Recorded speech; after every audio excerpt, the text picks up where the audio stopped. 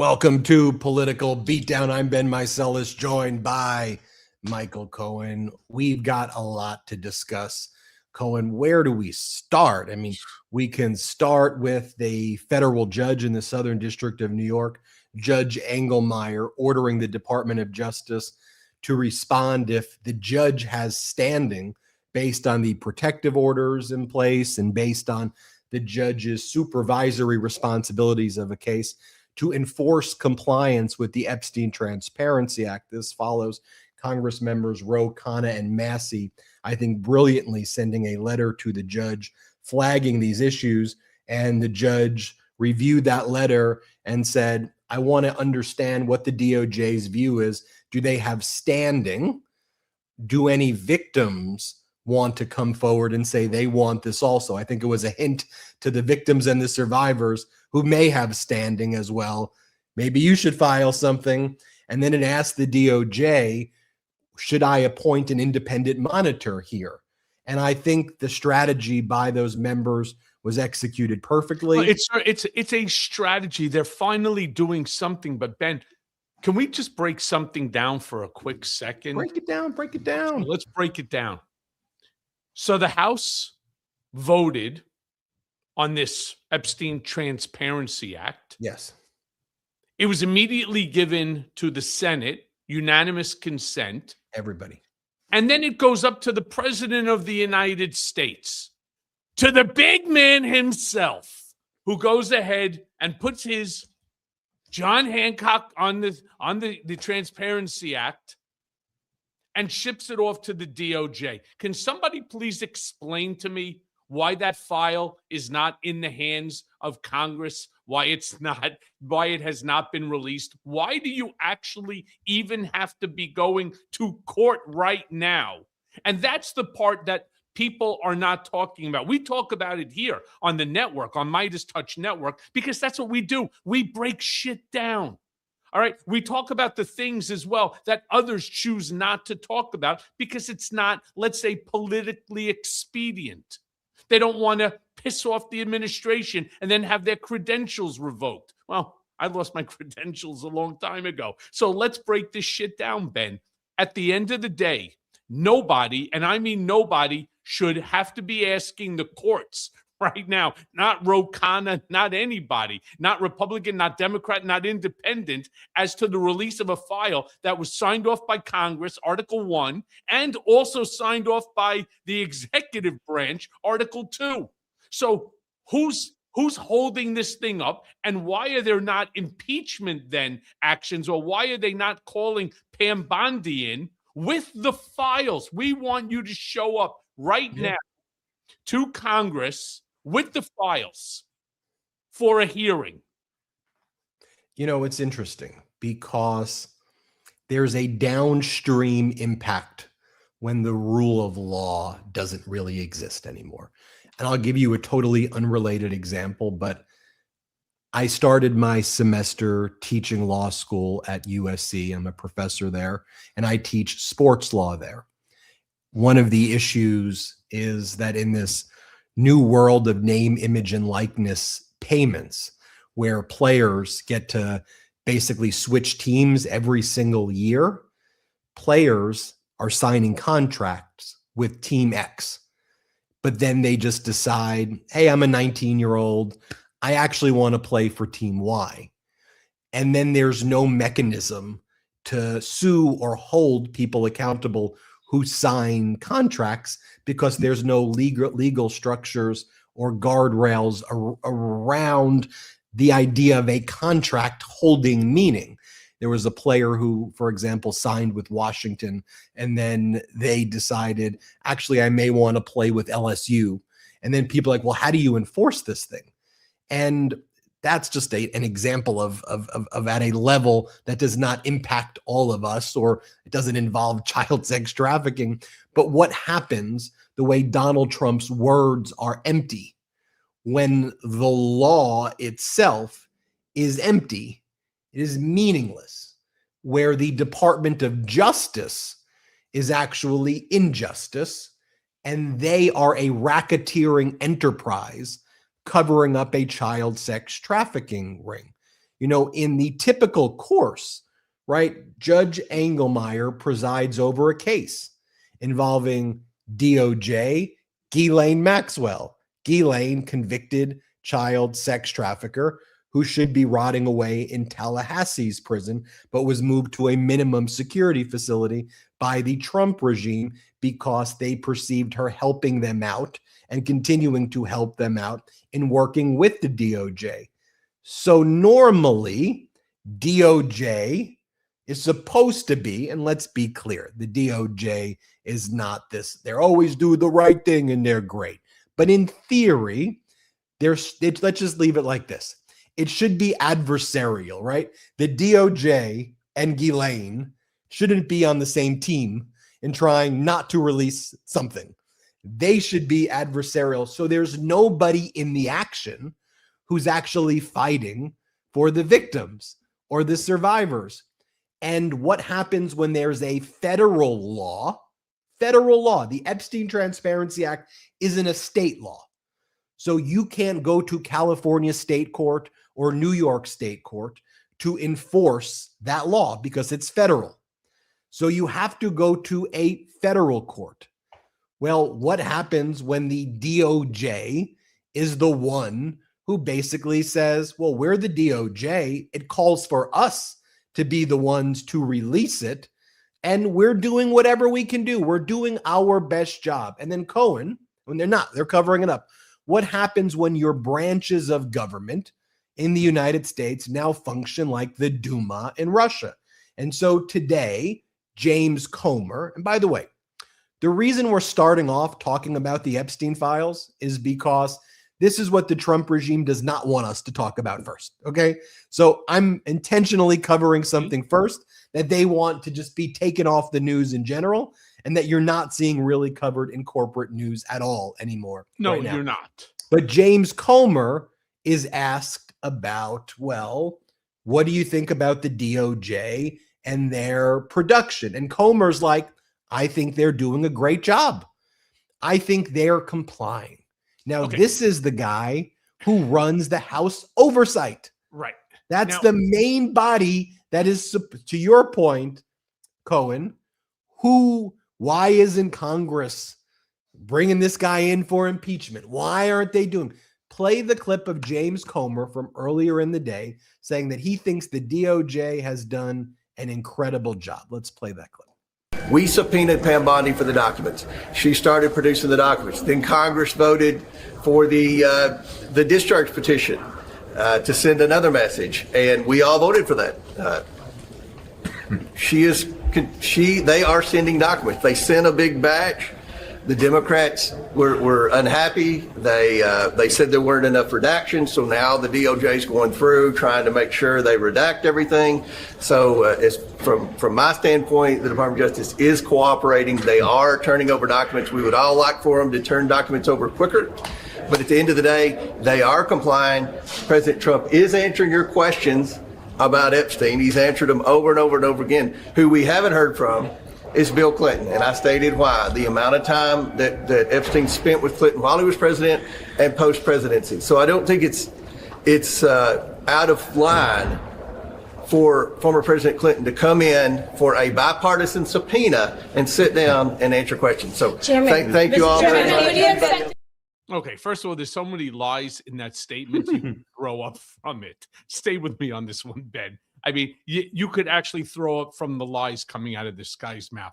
First and foremost, nobody has to, at this point in time, ask for the release or beg Pam Bondi for the release. There is a law, the Epstein File Transparency Act, that has been signed by your fearless leader. By the way, I agree with Beverly Fillmore, one of our subscribers here. Yeah, Comer is dumber than Louis Gohmert. There's no doubt about that one. Because the fact that he's sitting there and trying to now push this off. By the way, if you're going to bring Bill Clinton in, I'm fine. Bring Bill Clinton in. I don't care. Meanwhile, he turned around, he said that there's not a legitimate legislative reason within which to bring him in. Okay, they're going to now litigate that thing and distract us from, again, having the files released. But if you're going to release the files, if you're going to ask Bill Clinton to come in, how about release the files so that you can ask him cogent questions about each and every aspect of it, not the ones that you want to end. I want to end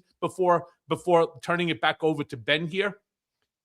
You all should know by now what percentage of the Epstein files have been released so far to date. And the answer is approximately 1%. 1% of the files, despite the fact that there is a ruling that it was supposed to have been turned over almost 30 days ago on the 19th of December. Somebody needs to explain that. 1% of the file. And this idiot says, oh, no, I think Pam Bondi's doing a great job. If she turned over nothing, he would say the same thing. Yeah. And the fact that and it was so obvious, and you and I covered it back then, which is they were going to make this about Bill Clinton, and say, and by the way, Bill Clinton put out a statement saying, release all of the files, and then I'm okay with releasing all of the files. Now, the broader issue with a Bill Clinton, and this is what the MAGA Republicans know, that subpoenaing a former president in general always carries with it a process that's going to be slower and is going to take time and will not happen immediately. And so and by the way, in my own view, if Clinton is on the list, then expose him. No one's out here defending anything Bill Clinton with Epstein, like at all. Who's ever involved needs to be exposed and called out. But again, they throw up these red herrings like we're stupid. And I think fundamentally, especially if you look at what Trump's speech in Detroit today, it's all about treating people like they're stupid and like they're worthless. Because how else can you say the things that you're saying? How else can you say that inflation has been totally defeated and things are great and everybody's living the most amazing time ever? Everything is down. Prices are down. Oil here down. He is saying, down. Groceries are down. Here he is saying that drug prices will be coming down 1,000%. Here, play this clip of him saying drug prices coming down 1,000%. Executive order. We're doing most favored nation drug prices. When we would have drug prices stay the same, everybody thought it was great. They're going to be coming down thousands of percents. We're standing. Okay. Let me do one more, and then I'll go back to you. You guys at Midas were so great when you reposted my Substack when I talked about and I explained 5th grade mathematics. I hope that everybody here with us understands in 5th grade, we all learned a very important principle. 100% of the same number, of any number off, will bring you to the number 0. So you can't have greater than 100% in terms of savings. So where are the thousands coming from? Here he says, we've totally defeated inflation. Let's play this. Mazel. So lucky to be here. Under our administration, growth is exploding, productivity is soaring, investment is booming, incomes are rising, inflation is defeated, America is respected again like never before, and other than that, we're not doing that well. And then also, on the bottom of the screen, state regime media is also saying ICE agitators, like confronting them. ICE agitators. And this is part of, that's why I call them state regime media, because now it's part of a propaganda campaign to attack peaceful protesters in Minneapolis and St. Paul. By the way, Minneapolis, St. Paul, and Minnesota collectively filed a lawsuit against the Trump regime saying that the 10th Amendment of the Constitution has now been violated because ICE and Border Patrol, they're not doing law enforcement. they've done an invasion of the city. What Trump realized is, why do I need to even invoke the National Guard if I have my own paramilitary forces? I'll just dress up these unqualified people in military gear, and I'll have them terrorize peaceful communities. And we've been documenting it. We did this incredible partnership, Cohen, I'm sure you've seen it, with the group called Status Coup. Yeah. And they've got people on the ground, and they show that you'll have these ICE Gestapo agents look at peaceful protesters who are not blocking the streets. They'll take chemical agents, gas, pepper spray, flashbangs, and just throw them at the people, and then provoke the people in the streets. And then when the people are provoked, then they got state regime, Fox, media, to be like, boom, you see, look at the war zone that's out there. We have an invasion. That's what they called it in the lawsuit too. An invasion of American cities. But this is what Donald Trump meant when he said, we have to go after the enemy from within. But when you listen to him, how he describes who the enemy is, they're American citizens. They are protected under the First Amendment. They're peacefully protesting. And what does Trump turn around and say? They're yelling at them. They're blowing whistles and horns. They're mocking them. They're being disrespectful. This to him is tantamount to traitors, to what are some of the adjectives that he's used? That they're agitators, and he's got a whole litany of descriptive words for these individuals. But the one descriptive word that he does not use, right, is upstanding.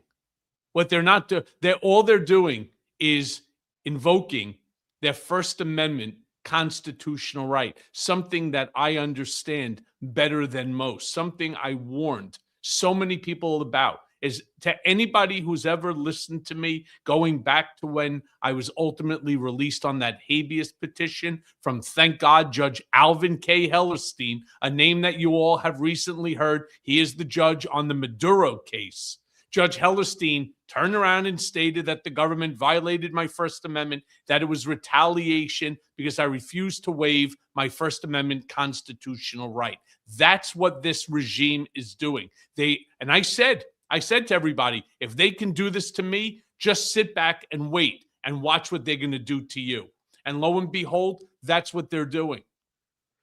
I just remember the Tea Party protests. Remember they had those flags? Don't tread on me. Don't tread on me. And what they were talking about was like Michelle Obama recommending healthier lunches, which has now basically been plagiarized by RFK Jr., but in a warped and dystopian and sick way, where, but the healthy lunches, that was treading on you. And the government's going to tell you what to eat with lower sodium consumption as a recommendation. And you literally have people in military outfits by the thousands with weapons of war invading blue states and blue cities. Frankly, the whole country, but focused on blue states and blue cities. If you were to say that Biden did that or Obama did that, we would be in a full-fledged civil war. And Ben, could you imagine if Biden was speaking before an economic committee, as Trump was today, and he invoked the year 2024? And to those of you that may or may not be aware, we're in 2026.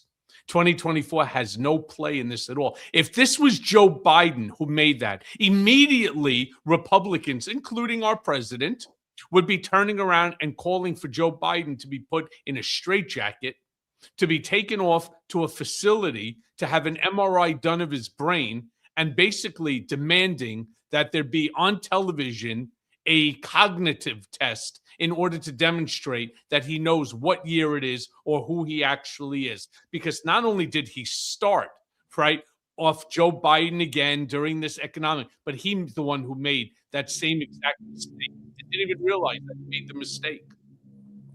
You know what, And- Ben? Why don't we just play that clip so people see what I'm talking about? Over the past 12 months, almost every promise I made to you right here in 2024 has been kept. I've kept all my promises and much more. I mean, I've given you much more than I gave you promises, and I produced much more than I said I was going to produce. I gave you. You know what would be really great? If pay-per-view would do a Trump, I would pay for it.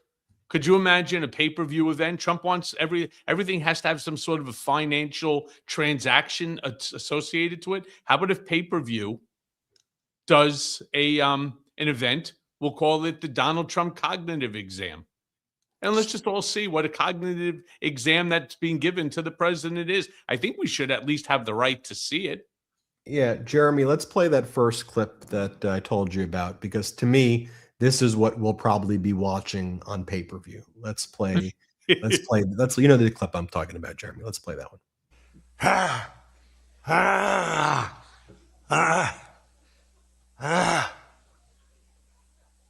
Ladies and gentlemen. I mean, listen, you got to admit, it is funny if it was coming from anyone other than the president of the United States describing his predecessor. I mean, that's just, I don't know, rude. It's moronic. I mean, what the hell? You know, and again, the theme about words should matter, though, from the president of the United States, right? Words should matter. So Donald Trump says in a social media post, he's imposing 25% tariff increases on any country that does business with Iran. So what does that mean? Does that mean 25% on China? They get oil from Iran. Does that mean 25% tariffs on the United Arab Emirates, who Trump does personal business deals with and has given our semiconductor technology to? And so he says 25% tariffs, but the words don't have any meaning. And so, and this is an issue I discussed with Congressmember Brendan Boyle. And, you know, like when Donald Trump has this DOJ launch a criminal investigation into Jerome Powell, the chairman of the Federal Reserve, the markets don't believe him. The markets view the action as a troll, and they shouldn't view it as that. But the words carry with it no meaning that if you speak to people, if you speak to bankers or people in corporate America, yeah, Trump just says these things and ultimately they resolve themselves. Yeah, he said 25% tariffs, which technically would mean 25% more tariffs against China, which would mean massive disruption of businesses. But it's not real. Talk about Iran. Donald Trump said on January 2nd, if the regime there killed protesters, he goes, we would come in guns a-blazing, he posted. Remember he posted that? Oh, not only do I remember he posted that, but there was a great question that was asked of him today too. Finish up and then January 2nd, he posted that. And now the death toll on the low end is probably in the thousands. Some suggest there may be as many as 20,000 protesters who were killed. There's an internet blackout there. We're now January 13th. The regime there is not listening to Donald Trump. What Trump wants is Reza Pahlavi to show up at Mar-a-Lago and kiss his ring after also undercutting Pahlavi the same way he undercut Machado and doing all of that. But then Pahlavi goes on state regime media, Fox, and says, Donald, you're so much stronger than Biden, which, by the way, then undercuts Pahlavi's ability to interact in a geopolitical world when you've submitted like that, the same way Machado has screwed herself royally Yeah. by selling out the way she did, and she's going to show up on Thursday. Trump's not going to care. He's going to take your Nobel Prize, which he's not allowed to take by law, but he's going to take the plaque or whatever, or the medal, and then he's still going to have Delcy run it. Delcy Rodriguez in Venezuela is still going to run it, and Trump doesn't want democracy in Iran. He doesn't want democracy in Venezuela. He doesn't want democracy in the United States. He wants, and he doesn't want democracy in Ukraine. He wants a Trump puppet authoritarian who will give not even America the resources, but Trump and his buds the resources to enrich themselves. That's what this is all about. Look, the whole thing also with Pahlavi is so stupid. Look, yes, the Shah was a very, the Shah of Iran was a wonderful, wonderful leader for the people. People really did truly, admire and care for him. But the thought or the notion of bringing Reza Pahlavi, and I happen to know the family quite well, including Reza, the chance that he's ever going back to become the leader of a country that he has not been in for 47 years. He has not been in that country, doesn't understand the country anymore. He's been out in the United States, amongst the Iranian, specifically the Persian communities, talking about it. They're very good to him and so on. They talk about the old days of Iran. And it's wonderful for the nostalgia of those people that went through it and understand it. But there's new generations, there are new issues, and so on. The whole thing is just a waste of time. Pure and simple. It's just a waste of time. The thing that I really appreciated is there was a journalist, and I don't know who she was, but she came straight out and she said to Trump, you said that if protesters got killed, that you would not stand for it, that you were going to do something about it, that you were going to resolve this. Tell us, how do you plan on doing it? And his response, Ben, was classic. Cohen, let's take our first quick break of the show. We'll get there. A reminder, make sure you subscribe to the Mea Culpa audio podcast, wherever you get your audio podcasts. Subscribe to the Michael Cohen Show on YouTube. Yeah, we'll run it right after. The Michael Cohen YouTube channel. Subscribe to Michael Cohen on Substack. Cohen's an incredible writer. And when we come back, we'll go there. We'll show you more. Let's take our first and only quick break of the show. We'll bring you that. We'll bring you much more. See you after the quick break. Do you find yourself being sluggish throughout the day and you just need something quick and convenient without the use of nicotine? That's why I started using Ultra Pouches, and truth, I'm obsessed. Ultra Pouches are completely nicotine-free, caffeine-free, and packed with nootropics that are designed for mental clarity and enhanced focus. Ultra Pouches provide the same kick as a nicotine pouch without the side effects. The buzz, the addiction, the crash, the jitters, the vasoconstriction, or the gum rot. Most pouches elevate cortisol, they raise blood pressure, and they keep your body in a constant stress state. Ultra Pouches, they let you keep your pouches, but with a cleaner kick. Ultra Pouches give you the great pouch experience that I actually like, but again, without the nicotine. The flavor, the burn, the kick, the habit without feeling wired at night. Remember, 90% of users saw significant improvements in their overall focus level. Calm, steady flow state focus, enhanced memory, smooth energy, mood balance, all of it again with zero nicotine and natural nootropics. And these are also trusted, by the way, by top athletes, entrepreneurs, and engineers around the world. Ultra, it's the ultimate guilt-free pouch, delivering instant focus and mental clarity without nicotine or caffeine. And new customers, you can use code BEAT, B-E-A-T, to get 15% off at takeultra.com. That's TakeUltra, TakeUltra.com for 15% off using, again, code BEAT. And after you purchase, they're going to ask you where you heard about them. So please support the show and tell them that our show sent you. I've spent a lot of time and money pretending that I have a green thumb. Spoiler alert, I don't. My yard, well, let's just say it looks like a reality show called Plants I've Murdered. And enter fast-growing trees, the people who actually know what they're doing. Over 1,600 trees and plants, all grown in the U.S., shipped straight to your door, alive, thriving, and ready to make your yard look like, well, you have your life together, even if you don't. Fruit trees, flowering trees, privacy trees, shrubs, they've got it all. No crowded nurseries, no muddy car, no realizing the store ran out of the one tree that you wanted again. Every plant is inspected with a 14-point quality checklist. That's right, 14 points. I mean, these plants are basically going to college before they get to your yard. And if you need help, real plant experts are on call to explain soil, placement, and care, because apparently there's more to growing plants than just sticking them in the dirt. Who knew?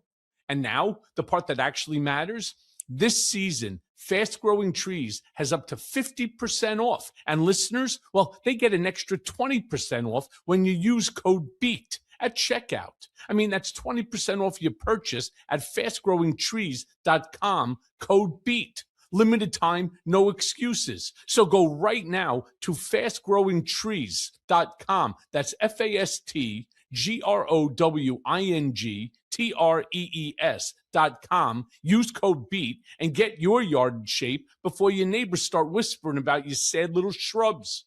Watch your yard go from oops to oh wow. And yes, for once, you can look like you have your life and your landscaping together. Go now. Welcome back to Political 15% Beatdown. off on top of 20%, practically giving it to you at 2,000% off.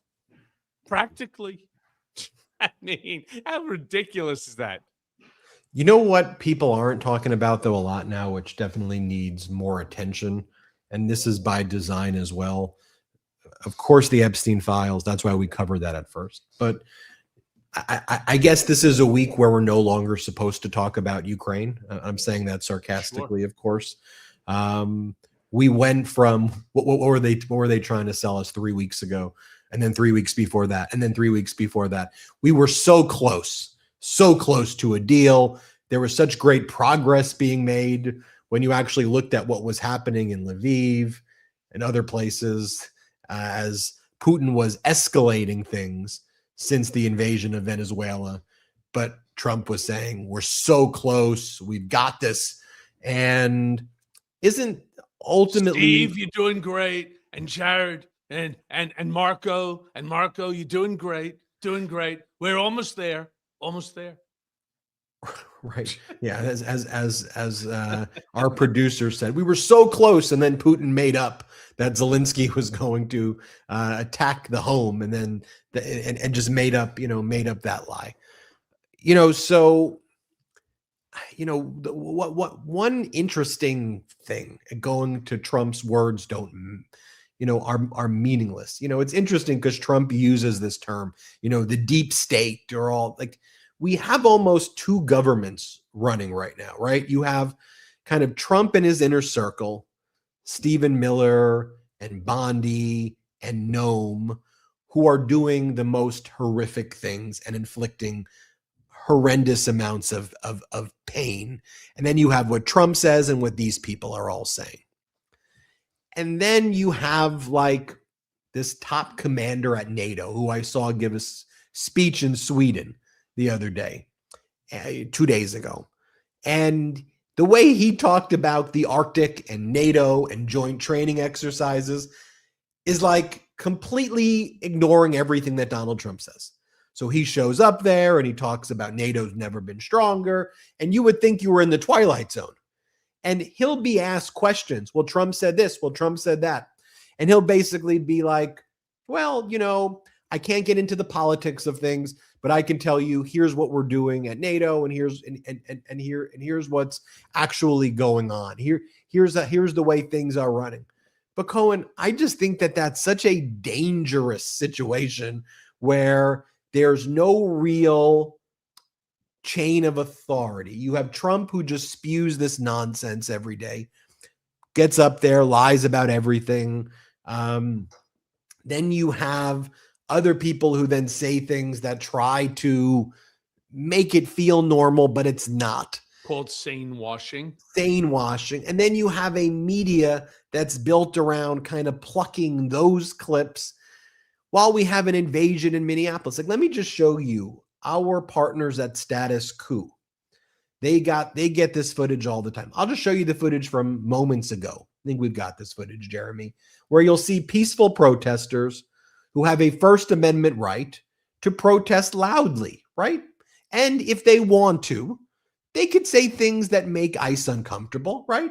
They can say, F you, ICE, you're terrorists, you're harming our communities, right? So let me show you, I'll just show you 15 seconds because people will get the point of this clip. But for Trump, as he said on Air Force One, and as Christine Noem says, you can't be, they say, disrespectful to ICE. Because if you're disrespectful, they have the right to take your life, to kill you. Just watch what happened moments ago. Here, play this clip.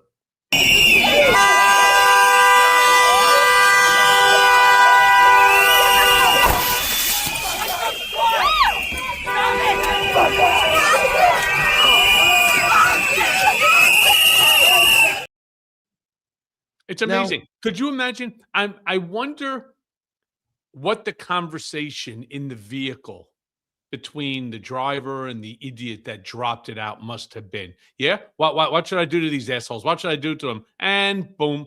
All right.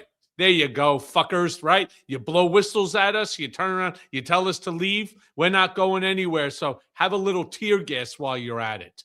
I mean, this is the problem.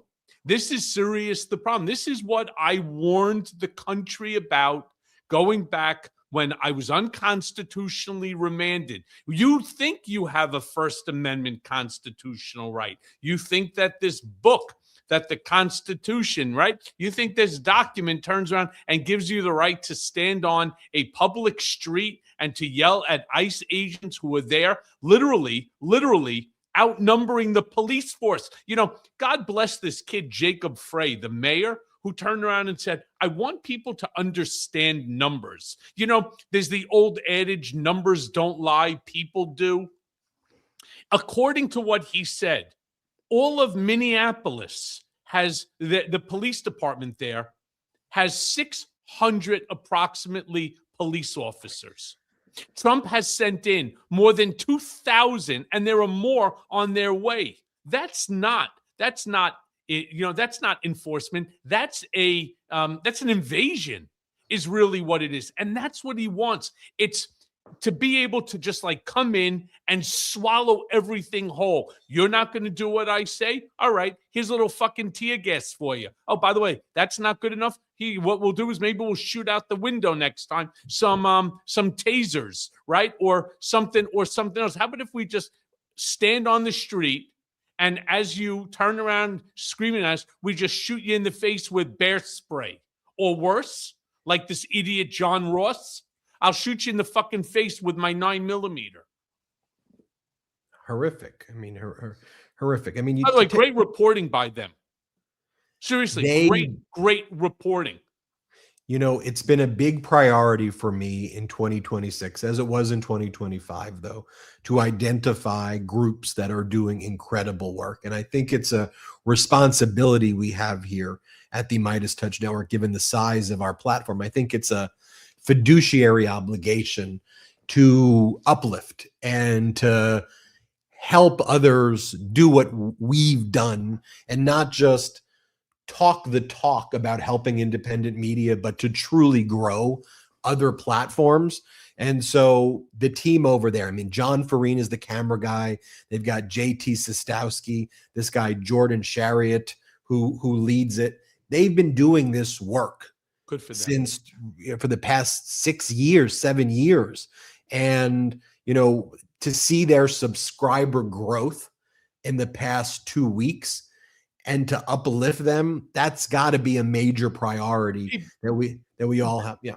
Ben, I wanted to ask you, could we replay that video by your group one last time? Because I was just thinking about something. So imagine, go ahead, if we can. So you see right here, when he goes ahead, you have a lot of people that are around. So they drop the canister out. Imagine if that guy that was standing right there picked it up and threw it back into the car, back into the open window, and say, sir, I think you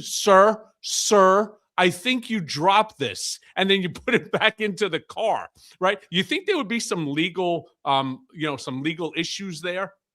I think there would be legal issues. I would certainly say But they don't. dropped it out the window. They were loitering. So I decided I was going to give it back to you. Maybe you wanted it. Don't you think that would be something? I would say don't do that and don't listen to that. That's I'm not just legal. saying. That's not legal advice, and I All don't right. endorse that, and I don't support that. And be very careful out there and make sure you're a peaceful protester and you are always, and never give this regime an excuse ever to escalate, because that's what they wanted. That's what they wanted. We're Minnesotans and we don't like, I'll say litter. this. We don't like litter on the street. So I'm just giving it back to you. I think that I wouldn't. Don't know. I'm only teasing. I'm just teasing, but it would be funny as hell. The short answer is no. But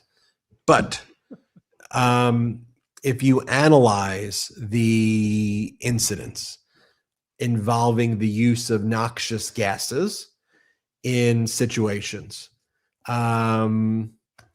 like I think in the federal court in Chicago, which issued the injunction against ICE and Border Patrol from using these chemical agents, they did an analysis. And I think it was over the 30 or 40 years of Chicago police enforcement, there was never a single use of the gas, like ever. Like they don't use that in any of their law enforcement. And Chicago police, along with their SWAT team, you can imagine the situations that they've had to deal with over the past 30 to 40 years, that they would never resort not once, to spraying gas and chemical agents on peaceful protesters or demonstrators or in any context.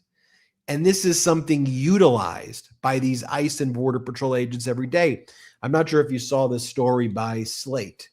And my one guidance to Slate, you don't have to listen to me, but I understand you want memberships and you want to grow it. There are some stories that are so profoundly important that you should make sure they're free. Like this one, where they had a reporter who goes undercover as an ICE agent, and the reporter applied without any qualifications, didn't submit the domestic violence affidavit, didn't submit the drug testing, didn't submit any of the stuff. And they got the job. And they were a reporter, and they used their real name. They didn't use a fake name. So all they had to do was say, wait a minute, you're a reporter from Slate. You didn't submit the documentation. The way our editor-in-chief, Ron Filipkowski, described it is that ICE and Border Patrol has become a welfare program to MAGA chuds, in the way he described it, who are unqualified for anything else.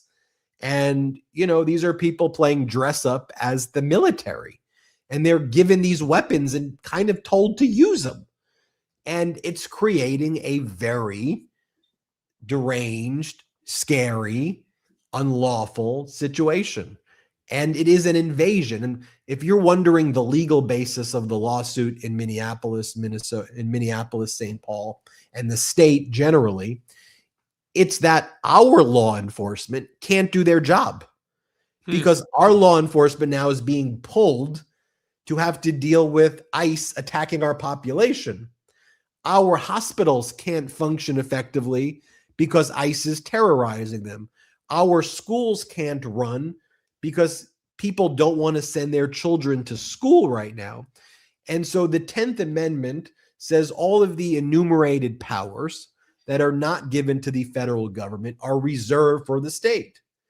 Local policing, education, for example, those are local state functions. And the federal government is now using a militarized paramilitary force to invade a city. And I think it's important that we recognize that ICE and Border Patrol are paramilitary. Hey Ben, can we go back to that reporting that you were talking about with Slate for a quick second? I would be very curious after he was accepted. I wonder, because it's 47 days of training, and I'm kind of curious as to what that training entails over the 47 days. Is it every day you go in for 47 days and you watch a video of Kristi Noem, cosplaying in a different outfit? Hi, today I'm cowgirl, cowgirl Christie. And this is how we're going to deal with states that, have horses. I mean, who the hell knows, what it's about? I'm dying to know what that 47 days of training, or I don't even know what we would call it, what that even entails. 47 days of cosplaying Dungeons and Dragons as ICE agents and Border Patrol. We just got video too. I'm not going to be able to play it here, but I'll play it in a future video I do, because we're uploading it right now. That ICE agents attacked and arrested people in Minneapolis and then bragged about, quote, "We killed the lesbian bitch. We killed the lesbian bitch," is what ICE and Border. And by the way, the killer, Jonathan Ross, after shooting Renee Nicole Good 3 times in the face, said, "Fucking bitch," after he shot her in the face 3 times. One of the things when you go back to COVID, that just what made me get politically active or involved, or I don't even like to use the word political, because I think it's humanity active, because I don't view this actually as political at all. I view it as fighting for humanity. Was, one of the reasons they call certain cults death cults is that because life has very little meaning. It's just service to the cult leader and dying in service of a deranged and demented cult. And one of the things that just shocked my conscience during COVID is when you had these massive death numbers. There was a group in the population that took it seriously, and there was a group that truly didn't care as long as they were not the ones dying, but then perceived that they weren't going to be the ones who died, or if they did, so what? If you could reduce life to having so little meaning, right? I mean, dude, I did this exercise the other day because I wanted to know. We were just thinking about the blessing of our baby girl, Jimena, and I wanted to know, well, what are the odds of being born? It's a silly existential question. What are the odds of being born of any human being who's alive? The odds of being born are 1 in 500 trillion to be alive. And whether you are a religious person or not a religious person, that number should be a very humbling number. And as I like to say on this show a lot, where we pull back, and we shouldn't be, if we just focus on the gamified nature of politics, this person versus that person, and this personality, we lose. Is it really 1 in 500 trillion? Trillion. 1 in 500 trillion. And it goes on to explain how, because it has to be at the perfect time. It goes back of one parent meeting another parent, your grandparents meeting the grandparent. Well, it depends on who. Oh, now I see. Oh, so you're going back. Right. And so it is a broader analysis of all of these things in lineage. Your great had to meet your great. Right. And so it's 1 in 500 trillion for us to walk this planet. And that's why I said it's such a humbling number when you think about that. But life is precious. And this is what I try to say to my law school class also, or just in general, when I interact, it's like, we have to take a step back and try to be like, what are we trying to accomplish with our life, with our very existence? And do we want to be good and uplift, or do we want to be evil and bad? And I don't mean to bring us into these existential areas, but sometimes the coverage is so Democrat, Republican, this person versus that person. This is Mamdani versus a centrist. And it's like, chill. What are we doing to help human beings? By Anyway, the with way, that, it's even for some people, it's even more than 500 trillion, like my father, who's a Holocaust survivor. So imagine from the town called Bochnia in Poland, where he was from. So just imagine less than 10% of that town survived. So I think his numbers would probably, also be, off the chart ridiculous. two-finger salute. 100% goes to John Ross, and all of those who support him on this GoFundMe bullshit. I mean, I can't imagine how depraved a human being must be to turn around and say, yeah, he shot that woman. I don't care. He doesn't like her because she's gay, or he doesn't like her because she's a woman, or doesn't like her because she's a Democrat, or because whatever it might be, because she was smiling at him and laughing. Who knows what it is that set this idiot off? But what about the idiots that are supporting the action of a man who opened fire, shot a woman 3 times, once in the shoulder through the front windshield and twice through the side window in the face? All right. Imagine, and you're going to say, hey, yeah, that's where I want to put some of my money. I want to give that guy, because you know what? He deserves it. Fuck them. All right. And whatever fucking tree that they fell out of, because they clearly, like I've always said about MAGA, you're talking about people with 3 brain cells and 4 teeth. And this asshole is definitely the poster child for stupidity, for MAGA stupidity. So John Ross, to you and anybody that supports this piece of shit that went ahead and took a life for no fucking reason at all, fuck you, dude. Reminder, everybody, hit subscribe. Help us get to 6 million subscribers here. But more importantly, subscribe to Michael Cohen's YouTube channel at The Michael Cohen Show. I'm sure they could subscribe to both, Ben. It's really not that hard.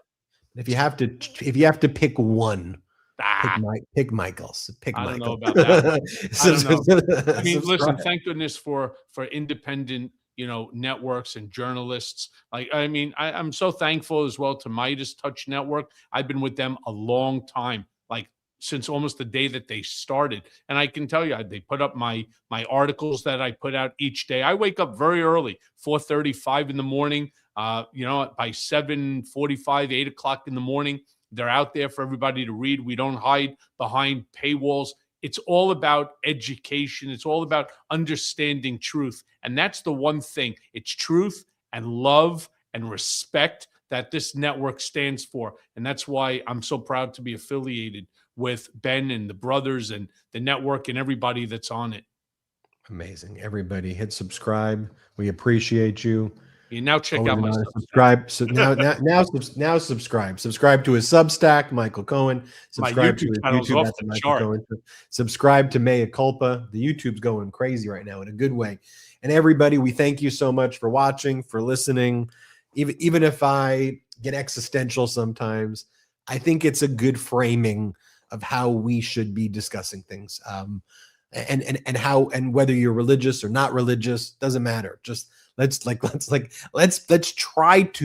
We'll make mistakes to center things around putting goodness and helping people. Like what else is the? By the way, are we going to do a Substack together right after this show? I have a Harry thing, but we'll do one tonight. Okay. I after this, I record the Harry videos, and then that usually takes me like an hour, and then those videos then we'll do one. Yep. So everybody, stay tuned for it. All right. Bye, everybody. Have a great one. Shout out Midas Mighty. Shout out Beatdown Brigaders.